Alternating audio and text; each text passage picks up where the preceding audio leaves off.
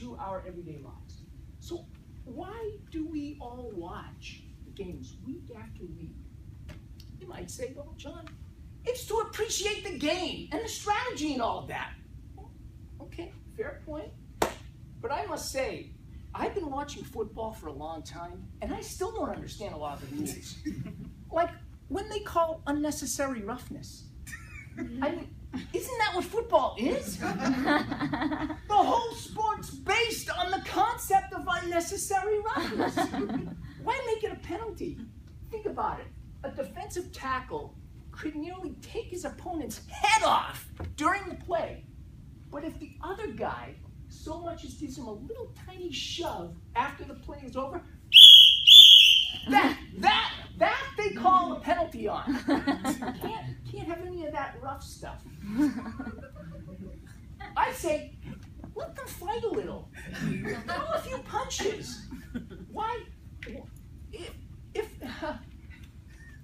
I think if they let the players fight a little bit on the field, maybe they'd be a little less violent off the field. Well, I think the announcers, the broadcasters, have toned it down too, just a little over the years. My all-time favorite announcer used to be John Madden, longtime coach of the Oakland Raiders.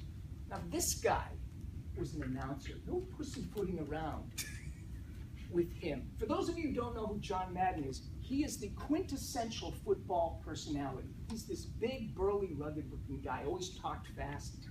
He even picked his own team of superstars after the season was over, called the All-Madden team. Remember that anymore?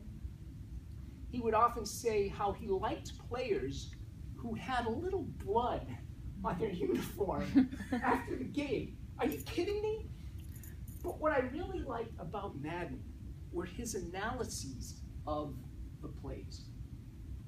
During the instant replay, he would draw these X's and O's on a telestrator to describe what just happened.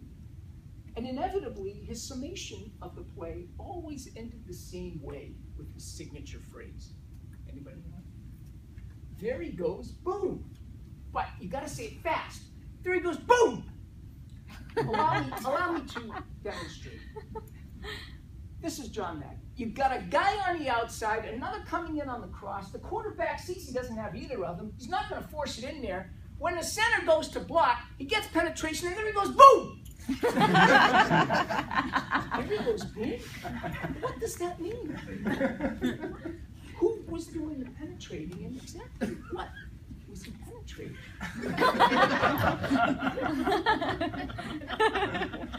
Hockey's a sport I like watching. Not too many commercials, and it's one of the few sports where fighting is actually permitted. The players might get a penalty, but a few minutes later, they're back on the ice. It's sort of like boxing on ice skates.